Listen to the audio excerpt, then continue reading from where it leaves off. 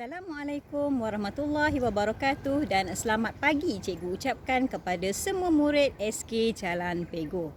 Pagi ini bersama lagi dengan cikgu dalam slot 5 minit bersama GBK anda. Okey, hari ini cikgu ingin bercerita tentang satu daya tindak yang kita panggil positive self-talk. Apa itu positive self-talk? Ianya seperti kita bercakap pada diri kita dengan menstruktur semula kognitif, iaitu pemikiran yang negatif kepada positif. Dalam erti kata lain, kita cakap pada diri kita sendiri melalui hati kita. Okey, contohnya apabila kita ada melakukan kesilapan, kita selalu cakap, saya rasa menyesal dan tak berguna. Kan? Cikgu selalu dengar murid-murid cakap macam tu. Bila datang jumpa cikgu, saya ada buat salah. Saya rasa macam menyesal dan tak berguna sangat. Tapi untuk positive self-talk ni, kita tukar. Kita tukar kata-kata negatif tersebut kepada yang positif. Macam sebelum ni kita cakap saya rasa menyesal dan rasa macam tak berguna sangat. Kita tukar kepada yang positif. Kita katakan macam ni pada diri kita. Saya dah buat silap, maka saya perlu baiki kesilapan saya. Nampak tak? Daripada yang asalnya kita downkan diri kita, tapi pada kata-kata yang baru ni, saya dah buat silap, jadi saya perlu perbaiki kesilapan saya.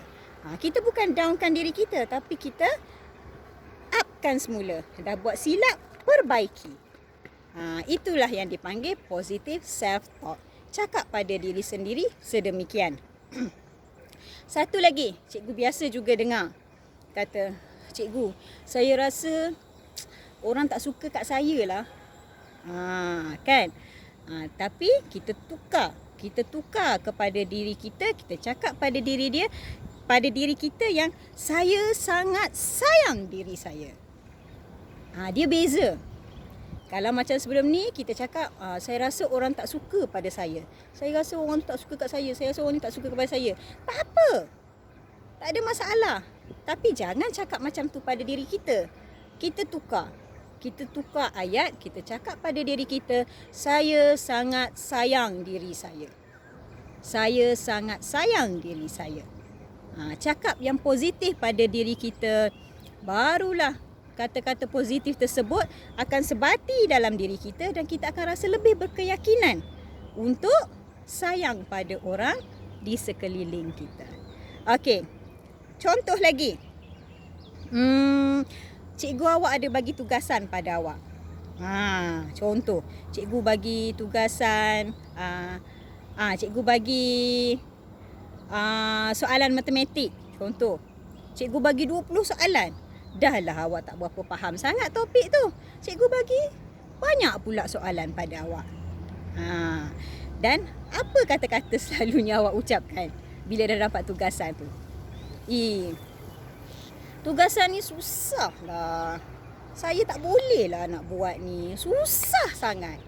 Kan? Selalu cakap macam tu. Itu ayat pertama yang selalu keluar daripada mulut awak.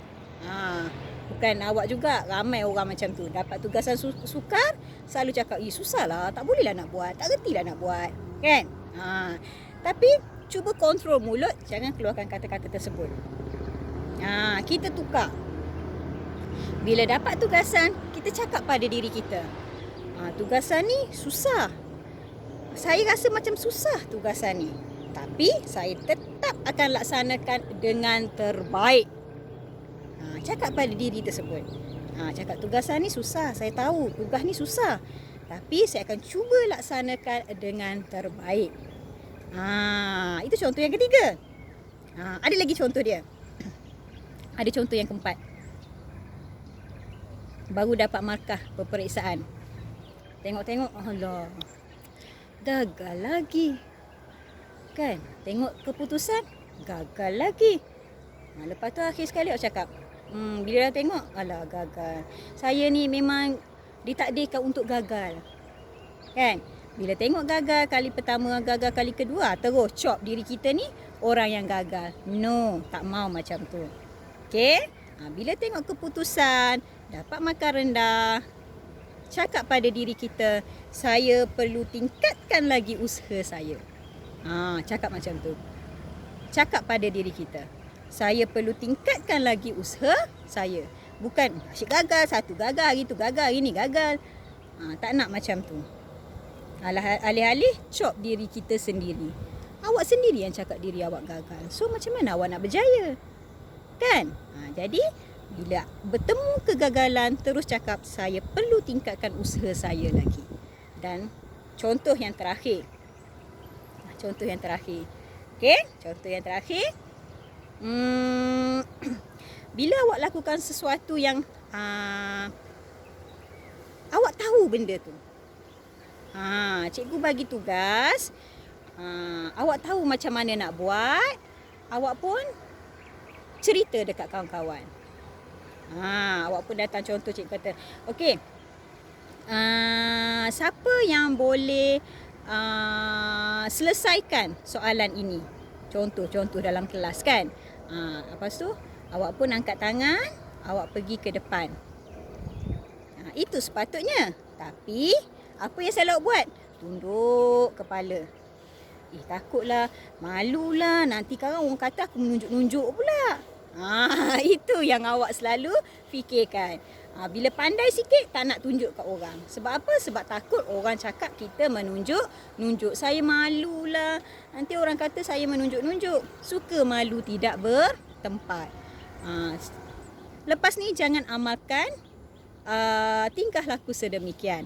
Tukar, cakap pada diri, kenapa pula saya nak malu? Saya melakukan perkara yang baik. Saya tunjuk cara kepada kawan-kawan supaya semua kawan tahu macam mana cara nak buat. Okey, faham tak apa yang cikgu ingin cakapkan di sini? Jadi jangan malu. Jangan malu untuk berbuat kebaikan. Cakap pada diri, jangan malu untuk membuat perkara baik. Tiada apa-apa pun untuk kita malukan. Ya? Sikit-sikit kalau cikgu minta buat sesuatu, selalu cakap, malulah, nanti orang cakap apa pula, kan? Tukar. Bukan apa, tiada apa yang untuk dimalukan untuk kita melakukan sesuatu perkara yang kebaikan. Itulah yang dipanggil positive self-talk.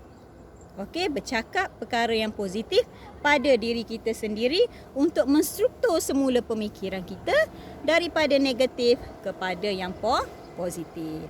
Okey, itu sahaja perkongsian cikgu pada kali ini. Kita bertemu lagi pada slot yang akan datang. Sekian, terima kasih.